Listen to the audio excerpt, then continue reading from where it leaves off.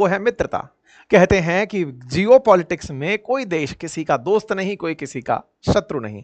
बस मित्रता और शत्रुता अपने स्वार्थ के अनुरूप होती है, अपनी आर्थिक स्थितियों के अनुरूप होती है, लाभ के अनुरूप होती है, अपने वर्तमान और भविष्य को ध्यान में रखते हुए होती है, बदलती रहती है।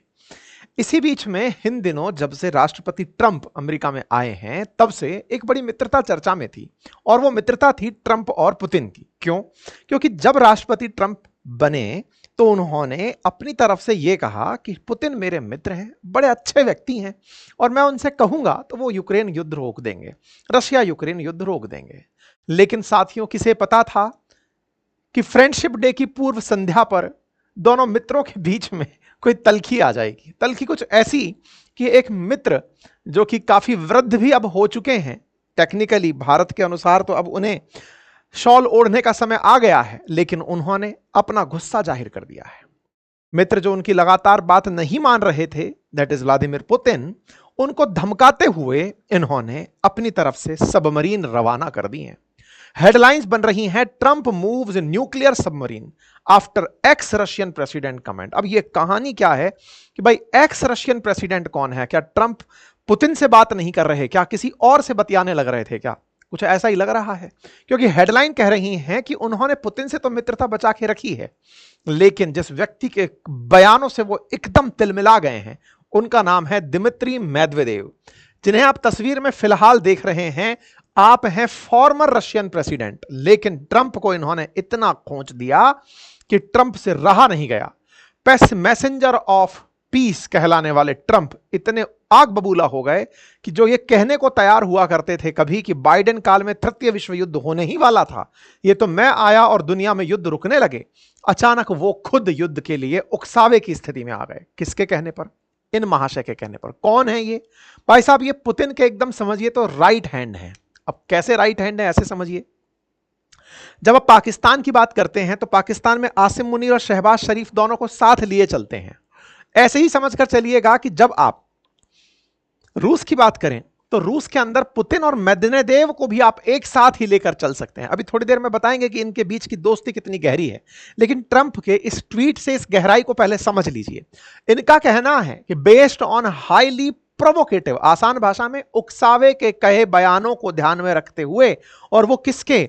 Farmer president of Russia Dmitry Medvedev, who is now deputy chairman of Security Council of Russian Federation, I have ordered 2 nuclear submarine to be positioned in the appropriate regions। देखिए, सबमरीन को बता के नहीं भेजा जाता है कि कहां भेजा जा रहा है। अब रूस चूंकि इतना बड़ा क्षेत्रफल रखता है तो किसी भी तरफ से अगर भेजा जाए, बस ये नहीं बताया जा रहा है कि किधर से भेजा गया है, एप्रोप्रिएट रीजन्स में इसे भेज दिया गया है। Just in case these foolish and inflammatory statements are more than just that, words are very important. देखिए, मैं आपसे पहले भी कहता आया हूं, ट्रंप केवल बातूनी आदमी है, बयान वीर हैं, और ऐसे में उन्हें बयान ही परेशान करते हैं। मोदी जी का संसद में बयान परेशान किया, भारत ने उसे टैरिफ के रूप में देख लिया। ऐसे में दिमित्री मेदवेदेव का बयान परेशान किया, बयान से परेशान हुए और परेशान होकर के सबमरीन भेज दिए। भूल गए कि मैं तो यार अभी पीस के लिए नोबल लेने की मांग कर रहा था। ये नोबल पीस मांगने वाला जो व्यक्ति है अचानक सबमरीन भेजने के लिए तैयार हो जाता है, इतना उकसावे में आ जाता है। कहता है, words are very important and can often lead to unintended consequences.